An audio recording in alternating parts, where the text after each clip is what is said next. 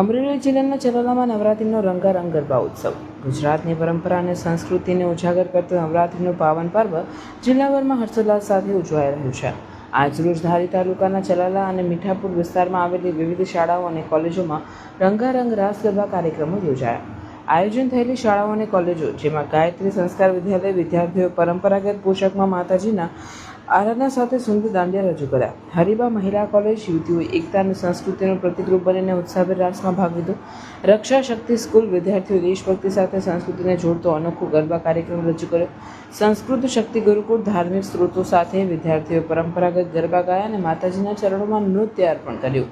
મીઠાપુર પ્રાથમિક શાળા નાના બાળકોના મનમોહક દાંડિયા નૃત્યે સૌનું મન મોહી દીધું. કન્યા શાળા વિદ્યાર્થીઓએ લોકગીત સાથે મોહક રાસ પ્રસ્તુત કર્યો. પરાશાળા ગામના વાલીગણની હાજરીમાં વિદ્યાર્થીઓ ઉત્સાહભેર નવરાત્રિ મહોત્સવ મનાવ્યો. દરેક શાળા કોલેજમાં વિદ્યાર્થીઓ પરંપરાગત વસ્ત્રો પહેરી માતાજીની પૂજા અર્ચના બાદ રાસ ગરબા રમ્યા. સમગ્ર કાર્યક્રમોમાં ગ્રામજનો, વાલીઓ અને શિક્ષકો મોટી સંખ્યામાં જોડાયા. આવા સામૂહિક આયોજનોથી નવી પેઢીમાં ભારતીય સંસ્કૃતિ, એકતા અને સામાજિક જોડાણનો સંદેશ પ્રસરે છે. રિપોર્ટર રાઠેડ મહેન્દ્રભાઈ ચલાલા. સાહેબ, આજે કાર્યક્રમ હતો રાસ ગરબાનો, શું કહેશો? યુગ નિર્માણ ગાયત્રી પરિવાર ટ્રસ્ટ સંચાલિત આ રક્ષા શક્તિ સ્કૂલ, હરિબા મહિલા કોલેજ, ગાયત્રી સંસ્કાર વિદ્યાલય અને સંસ્કૃત શક્તિ ગુરુકુળના સંયુક્ત ઉપક્રમે રાસોત્સવ 2025નું ભવ્ય આયોજન હરિબા કેમ્પસ ખાતે કરવામાં આવ્યું હતું.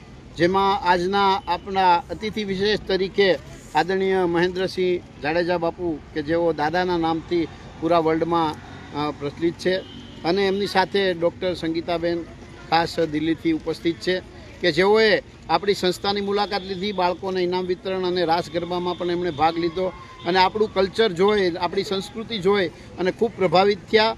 હવે પછી અહીંયાથી સંકલ્પ લઈને જાય છે કે બસ અમે વિદેશના બાળકોને અહીંયા મોકલશું, એ અહીંયા જોશે, રહેશે અને આપણા ભારતીય કલ્ચરને એ અપનાવશે. મોરિશિયસથી, યુકેથી, બધેથી બાળકોને અહીંયા વિદ્યાર્થીઓને આપણા ગુજરાતની અંદર આપણી એક્ટિવિટીઝને જોવા માટે, આપણી સંસ્કૃતિને જોવા માટે, આપણા એજ્યુકેશનને જોવા માટે ખાસ અહીંથી કંઈક નવું શીખીને જાય.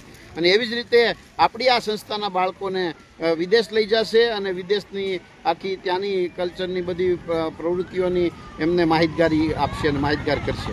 તો આપણા માટે ખૂબ આ સૌભાગ્યની વાત છે કે આદરણીય જાડેજા, આદરણીય દાદા અને ડૉક્ટર સંગીતાબેન આપણી વચ્ચે આજે ઉપસ્થિત છે. ને આજે આ કાર્યક્રમ ખૂબ સુંદર રીતે સંપન્ન થયો, જેમાં બધા જ બાળકોને ઇનામો આપ્યા. જેમનો નંબર આવ્યો એમને પણ ખૂબ રીતે સારી રીતે પ્રોત્સાહિત કર્યા અને ખૂબ રાસ લીધા અને ખૂબ આનંદ કર્યો.